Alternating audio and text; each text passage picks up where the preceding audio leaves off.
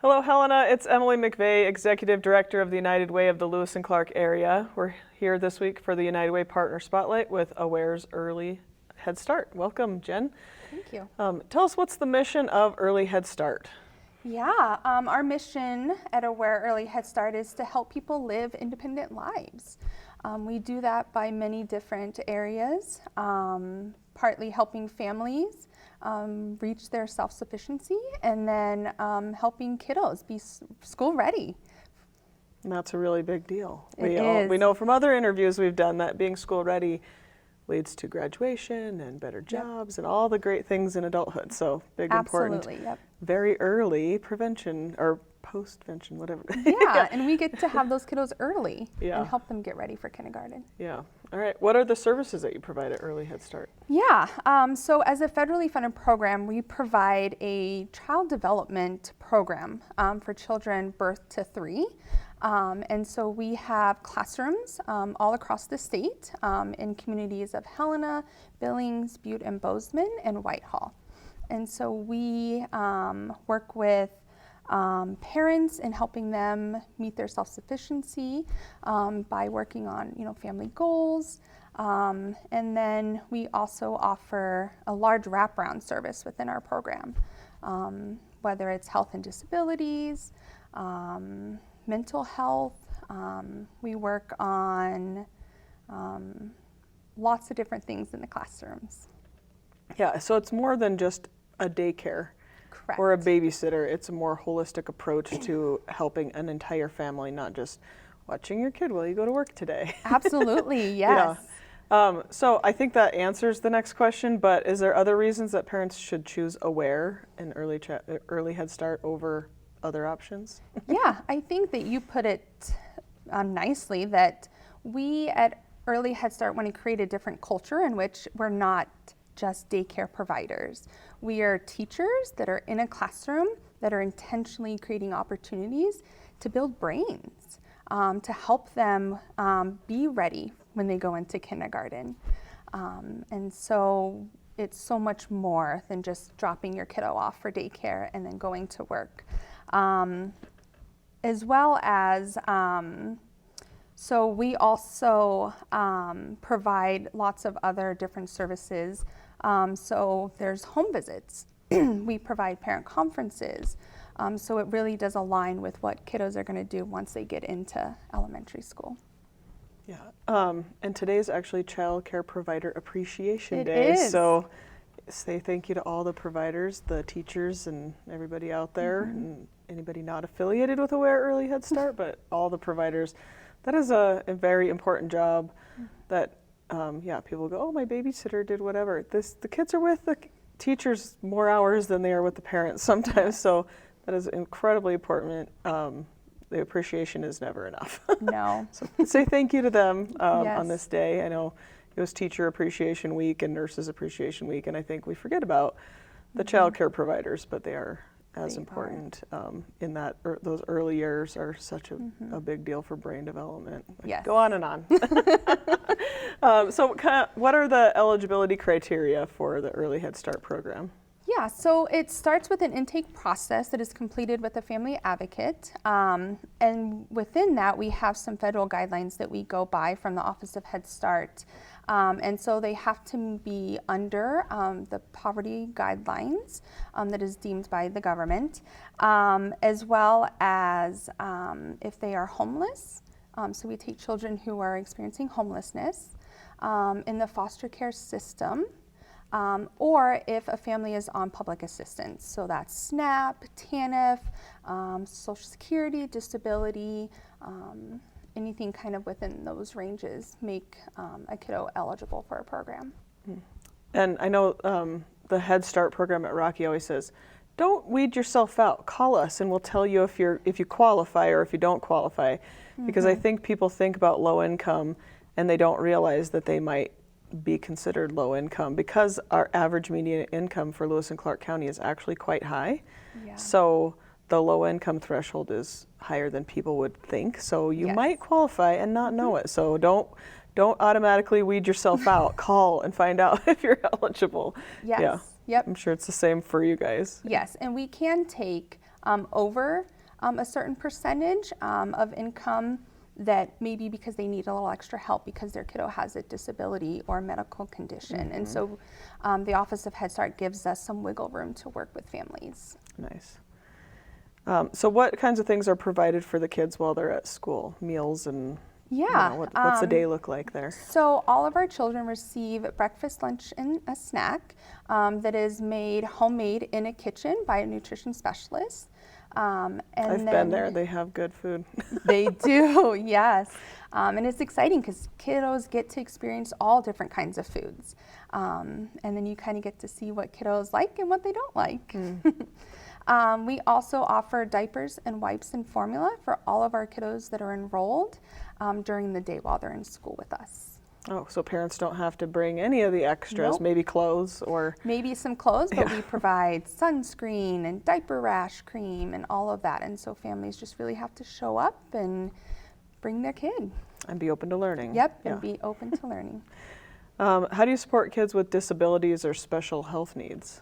Yeah, so it really starts at that intake process. And so if there is an identified disability or maybe there might be a concern, we start working with parents during that time.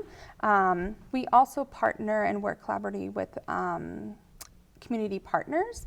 So that's family outreach, any other kind of provider that works with children in speech, occupational, physical therapy. We also do our own assessments. When a kiddo comes in to our program, within 45 days, we do hearing and vision and dental screens, as well as developmental assessments and social emotional assessments. And so we really get a good idea of what the kiddo's coming in, and if there are any delays, we get to refer them and help connect them to resources to support their kiddos. So can they do their occupational or physical therapy? All those things can happen on site, so a parent doesn't have to get off of work in the middle of the day, go take their child to the therapist, and all that stuff can just happen right there. Yes, that is, I think, one of the most exciting aspects of our program is that we have space in all of our centers for those providers to come, get a kiddo out of classroom, go down the hall, provide that service, and then they get to go back to class. And so it does help with transition, and it eases kind of that transportation issue that can happen with parents if they're working or going to school. I mean, the parents can come participate in They those things can. on site, but they don't have to worry about the additional travel to and Yes. from another place. Yeah, Yep. that was really great because that's a lot of time in the day if you have to Yeah, move the kids around. absolutely. Yep. So, what kind of volunteers are available? Volunteer opportunities are available at Early Head Start. Yeah, we really thrive on the volunteers that we need in our program.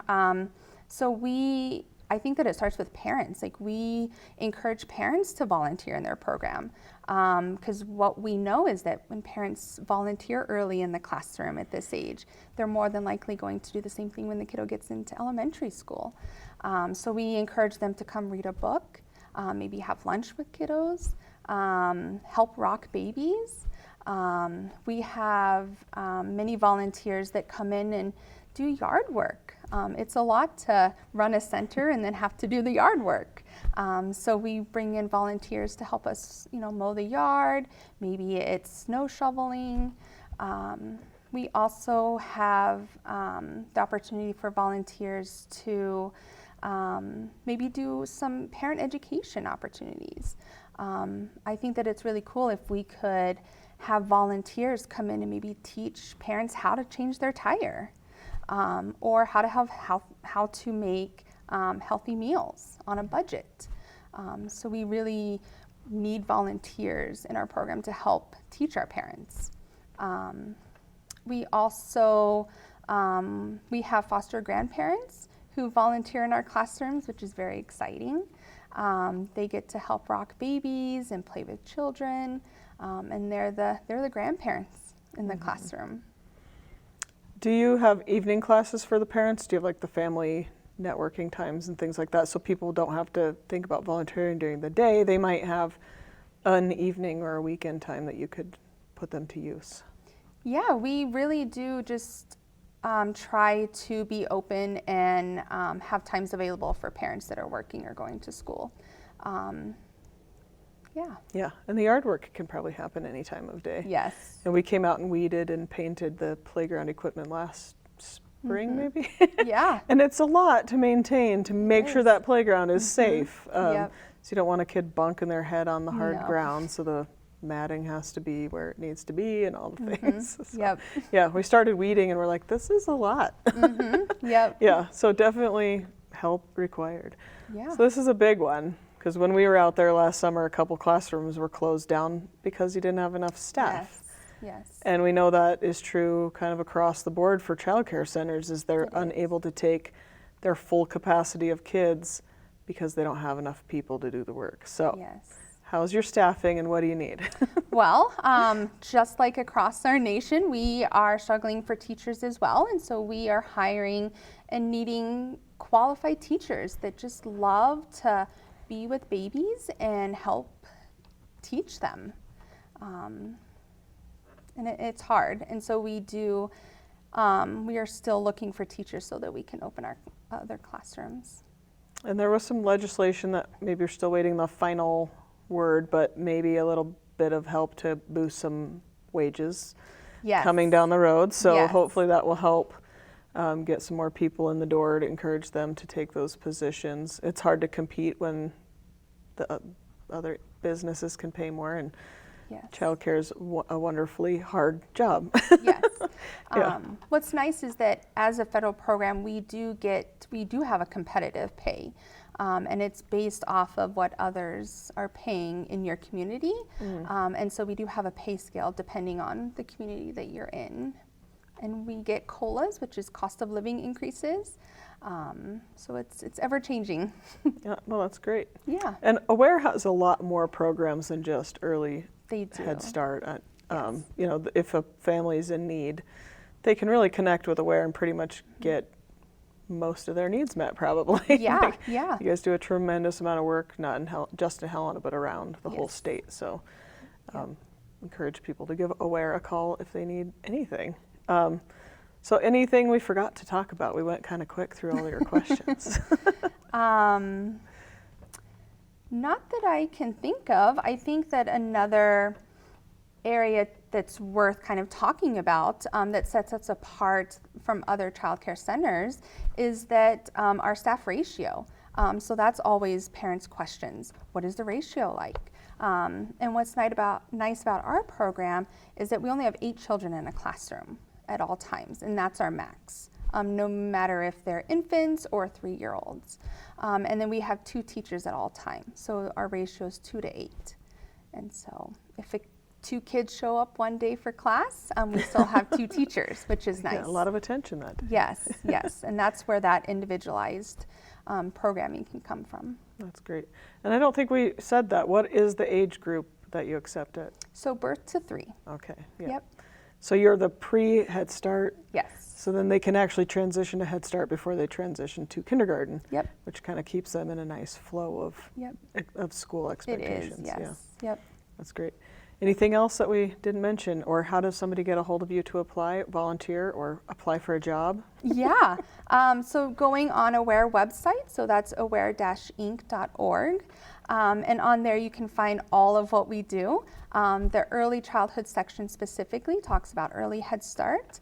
If you're interested in getting your kiddo in our program, just applying there or calling one of our centers and just asking and talking with our admins who can then direct you to the right people. And you're in Helena and other communities, so make sure you hone in on the Helena or Whitehall. We cover Yeah. Jefferson County too. Yeah. So, yeah. Yep. Yep. Yeah. All right. Any last comments before we sign off for the day? No, we have openings coming up, which is exciting. So we're going to have openings for kiddos 0 to 3 in all of our communities. So we're looking for kiddos to apply.